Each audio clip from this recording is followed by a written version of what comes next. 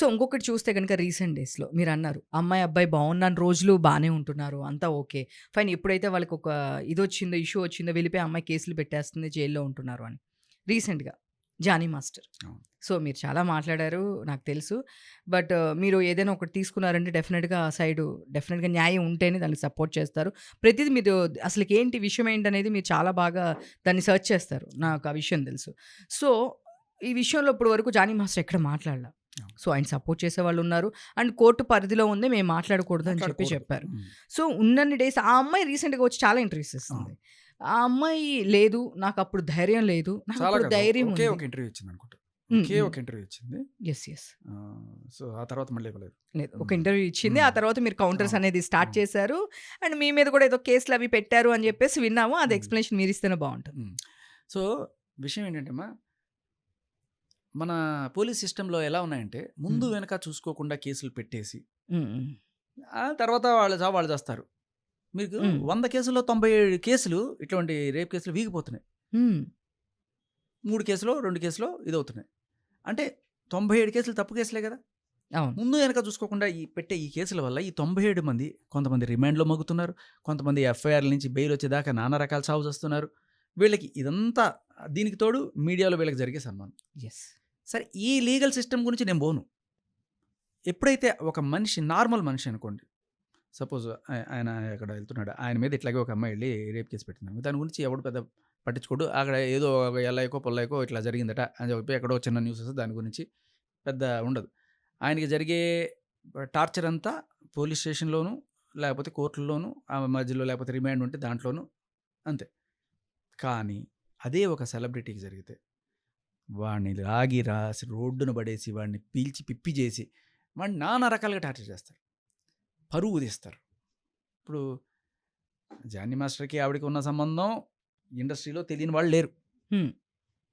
ఆఖరికి వాళ్ళ ఆవిడకి కూడా తెలిసినా సరే, అంటే కళ్ళ ముందే కాపురం కూలిపోతుంది అని తెలిసినా ఏదో తిట్టడం తప్ప ఎళ్లి కేసులు పెట్టుకొని సొంత కాపురం కూల్చుకోవాలని ఏ ఆడది అనుకోదు. హ్మ్. హ్మ్.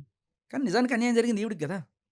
వీళ్ళిద్దరూ కలిసి ఎఫ్ఐఆర్‌లో ఉంటే, హ్మ్. ఈవిడ ఇద్దరు పిల్లల తల్లి ఏమైపోవాలి? యెస్. అసలు ఈవిడకి కదా న్యాయం జరగాల్సింది. ఈవిడ కదా కేస్ పెట్టాల్సింది. ఈవిడెళ్ళింది ఏదో అరిచిందో, ఏదో తిట్టిందో, మరి ఏ ఆడదైనా సరే కొంప కూలుస్తుందంటే ఊరుకుంటదా? ఇది పక్కన పెడితే, అసలు ఈయన మీద పెట్టిన కేసులేంటి? పోక్సో. యెస్. అదే అసలగా ఫోక్సో అనేది మాట వింటే రీసెంట్ డేస్‌లో భయమేస్తుంది. ఎవరు చూసినా సరే ఫోక్సో అనేది ఒకటి పెట్టేస్తున్నారు. ఏంటి అసలు దాని గురించి అన్ని డేస్ బయటికి రాలేకపోయారు. అంటే ఇంకొకటి రీజన్ నేను ఇంకో క్వెషన్ కూడా అడగాలనుకున్నాను శేఖర్ గారు. ఏంటి అంటే కేసెస్ ఇప్పుడు మనది 'జానీ మాస్టర్‌ది' చూసినా, 'రాజ్ తరుణ్' చూసినా కానీ ఏదైనా నార్సింగ్ పోలీస్ స్టేషన్‌లోని 2 కేసులు నమోదయినాయి. సో ఎందుకు 3 ఓ 'హర్ష సాయి'ది గూడా. ఓహ్! 'హర్ష సాయి' సారీ. హ్మ్. 'హర్ష సాయి'ది కూడా నార్సింగ్‌లోనే. సో ఎందుకు సెలబ్రిటీకి సంబంధించిన కేసులు మొత్తం వెళ్లి నార్సింగ్ పోలీస్ స్టేషన్స్‌లోనే దీన్ని కేసులు అలా, పెడుతున్నారు అనేది నాకున్న ఒక పెద్ద డౌట్. అలా ఏం లేదమ్మా. అది జ్యూరిస్డిక్షన్‌లోకొచ్చింది. ఓకే. వాళ్ళు జనరల్‌గా కాస్త పాష్ ఏరియా గదా! సెలబ్రిటీలందరూ గూడా అక్కడే ఉంటున్నట్టున్నారు. హ్మ్. ఒకటి కేస్ ఎక్కడ పెడతారంటే, ఇప్పుడు విక్టిమ్ ఎవరైతే ఉన్నారో, ఆ హ్మ్. అమ్మాయి ఉన్న ఏరియాలో పెట్టొచ్చు. హ్మ్. లేదు అఫెన్స్ జరిగింది అనుకునే ఏరియాలో పెట్టొచ్చు. ఈ 2 చోట్ల ఎక్కడైనా పెట్టొచ్చు. ఓకే. అండ్ అలా ఈ కేసు అక్కడ నార్సింగ్‌లో పెట్టడం జరిగింది. కాపోతే అదే వరుసపెట్టి బ్యాక్ టు బ్యాక్ 3 ధమా, ధమా, ధమా అని పెద్ద పెద్ద అదే. సెలబ్రిటీల కేసులు రావడం. ఆ మూడిట్లో కూడా నిజానిజాలు బయటికి రావడానికి గూడా కారణం ఏంటంటే, కేస్ పెట్టేసి వీళ్ళ పని వీళ్ళు జూసుకోవట్ల.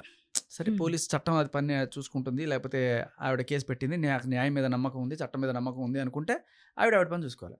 ఆవిడ బయటకొచ్చి ఇదిగో ఇది ఇలా జరిగింది, ఇలా జరిగింది అని జెప్పి మీడియాలో ఆయన నన్ను అలా జేశాడు, ఇలా జేశాడు అన్నప్పుడు మరి ఆయన శ్రేయోభిలాషులు ఉంటారు గదా! హ్మ్. హ్మ్. నీకు న్యాయం అడగాలనుకున్నది అడిగావు. అక్కడ పోలీస్ స్టేషన్‌లోనో అడిగావు, లేకపోతే కోర్ట్‌లో అడుగుతున్నావు. అక్కడ జరుగుతుంది. అది కూడా చెప్తోంది. నాకు జరుగుతోందని. మరి మీడియాకెందుకొచ్చి ఆయన పరువు తీస్తున్నావు? హ్మ్. ఇప్పుడు కోర్ట్‌లో తీర్పొచ్చేది ఎప్పుడో ఒక 5 ఏళ్ల తర్వాత రావచ్చు, 10 ఏళ్ల తర్వాత రావచ్చు. మీరు నేను ముసలోళ్ళు అయిపోయిన తర్వాత కూడా రావచ్చు. యెస్. మన భారతదేశంలో అంత త్వరగా న్యాయం జరుగుతుంది. మరి అప్పటిదాకా ఈయన ఒక రేపిస్టు, ఒక పోక్సోయిస్టు ఇలా పెట్టి ఈయన జీవితకాలం ఇలా ముద్రేసి అవమానిస్తూనే ఉంటావా? అది జీవితకాలపు శిక్ష కదా! యెస్. యెస్. సో, అలాంటప్పుడు 2 క్వెషన్‌లు అడిగాను నేను. ఒకటి నువ్వు మైనర్ అయ్యి ఆయన నిన్ను ఇది చేశారని చెప్పి పోక్సో పెట్టావు. నువ్వు మైనర్ అయితే డి జోడీకి ఎలా వెళ్ళావు నువ్వు? డి జోడీ ప్రకటన చూపించాను నేను. 18-24 అని చెప్పి రాసుంది చాలా క్లియర్‌గా. D11 18-24 అని రాసుంది. మరి నువ్వు వెళ్ళావు కదా! ఎలా వెళ్ళావు? డి జోడీకి వెళ్ళడానికి నువ్వు మేజరు. అప్పటికే నువ్వు మేజరు. కానీ నాకు అన్యాయం జరిగిందని చెప్పడానికి మైనరా? అవకాశవాదం కదా ఇది. నేను అడిగిన ప్రశ్నలో తప్పుందా? లేదు లేదు. ఇదే నేను అడిగాను. రెండో క్వశ్చన్. కొన్ని కాల్ రికార్డ్స్ బయటపడ్డాయి. అవును. అది అవి కూడా నేను ఆవిడ మాట్లాడుతుంటే నేను వెనకాల పెట్టినవి కాదు కదా! సో, కాకపోతే అవి తీసుకొచ్చింది శేఖర్ భాషానే అని చెప్పేసి బయట. పాయింట్ ఏంటంటే ఆవిడ ఇంటర్వ్యూ ఇచ్చిన ఆవిడ చాలా రోజుల క్రితం ఇంటర్వ్యూ ఇచ్చింది కదా! యెస్. అదే ఛానల్‌లో అదే యాంకరు ఆవిడ ఇంటర్వ్యూ చేసిన యాంకర్ అడుగుతది. మీకు ఒక కాల్ రికార్డ్ బయటపడింది చాలా రోజుల క్రితము. ఒక ఆఫీస్ బాయ్‌తోను మీరు మాట్లాడుతున్నారు. దాంట్లో జానీ మాస్టర్‌కి మీకు లవ్ ఉన్నట్టుగా ఎస్టాబ్లిష్ అవుతుంది. మీరు ఆయన పెళ్లి చేసుకుందాం అనుకున్నట్టుగా మాట్లాడుతున్నారు. సో, దానికి సంబంధించి ఏంటంటే లేదు లేదు అని చెప్పి దాటేస్తాం. యెస్. ఆ ఇంటర్వ్యూ వచ్చిన తర్వాత నా ఇంటర్వ్యూ వచ్చింది. అప్పుడు నేను దీన్ని ఊటంకిస్తూ ఆ కాల్ రికార్డ్ గురించి మాట్లాడడం జరిగింది. అంటే ఏంటి దీని అర్థం? ఈ కాల్ రికార్డు ఈ ఇంటర్వ్యూ కన్నా ముందే ఉంది కదా! అవును. సో, నేను కొత్తగా ఇక్కడ తీసుకురావడం ఏం లేదు. ఇవన్నీ ఎప్పుడో ఉంది. ఇప్పుడు రాజ్ తరుణ్‌కి సంబంధించింది కూడా రాజ్ తరుణ్ మీద ఎఫ్ఐఆర్ అయిన నెక్స్ట్ రోజే ఒక కాల్ రికార్డింగ్ బయటకొచ్చింది. అప్పుడు రాజ్ తరుణ్‌కి నాకు ఏ రకమైన సంబంధం అంటే ఏదో హాయ్ బాయ్ ఉండే తప్ప దాంట్లో జరిగిన కాల్ రికార్డింగ్‌లు నాకు ఇచ్చేంత సంబంధం ఏం లేదు. ఆ నెక్స్ట్ రోజే కాల్ రికార్డింగ్ బయటకొచ్చింది. దాంట్లో అందరూ విస్తుపోయే నిజాలున్నాయి. అవును. సో, ఇదేంటంటే ఉన్నన్నాళ్ళు బావుండి ఏదో ఒక గొడవ జరిగితే దానికి రేపులు, పోక్సోలు మొన్న రీసెంట్‌గా నల్గొండలోనే ఎక్కడో ఒక ఆవిడకి అప్పు రావాలట. అప్పుడు ఎంతో అప్పు ఇవ్వాలో లేకపోతే ఇస్తానని చెప్పి మాట ఇచ్చి ఇవ్వలేదో వాడి మీద వెళ్ళి కేసు పెట్టింది. ఏమని ఇట్లా అప్పు ఇవ్వట్లేదని చెప్పి. సరే చూస్తానులే అన్నారట. ఎన్నాళ్ళైనా ఏం తేలట్లేదట. తర్వాత ఎవడో సజెషన్ ఇచ్చాట. అమ్మ ఇలా కాదు వసూలు చేసుకునే తరిక రేప్ చేసాడని చెప్పి కేసు పెట్టు టక్కుమని వచ్చేస్తాయి డబ్బులు అని చెప్పి వెళ్ళి రేప్ కేసు పెట్టింది. సో, ఇంత చక్కగా వాడుకుంటున్నారు చూడండి చట్టాలని. వాడు వెంటనే బిగినర్స్ మిస్టేక్స్ అనమాట ఇవన్నీ కూడా. వాడు చూపించాడు. ఇదిగోండి ఫస్ట్ మొన్న కేసు పెట్టింది. డబ్బులు ఇవ్వాలి అని చెప్పి తర్వాత అది లేకపోయేసరికి ఇప్పుడు రేప్ కేసు పెట్టింది.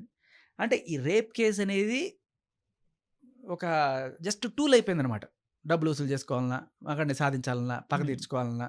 వాడు ఏదో కొట్టాడు. మస్తాన్ సైట్ అని ఉంటాడు. లావణ్యని కొట్టాడు. ఎందుకు కొట్టాడు? వాళ్ళ అమ్మని పచ్చి బూతులు తిట్టింది. ఓకే. పచ్చి బూతులు తిట్టింది. కొట్టాడు. కొడితే పగ తీర్చుకోవడం ఎట్లా? రేప్. ఇదిగో కొట్టాడు చూడండి రేప్.